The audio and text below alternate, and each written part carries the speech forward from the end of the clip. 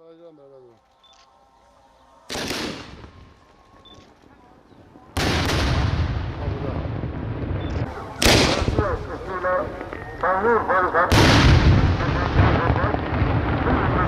Tamamen kendi direnişiyle düşmanı toprak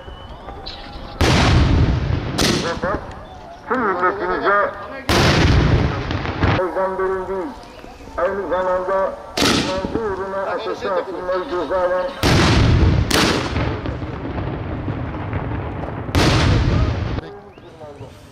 tarzından dolayı sıkıntı çeken kardeşlerimize sahip çıkmanızı bekliyorum. Bu düşüncelerle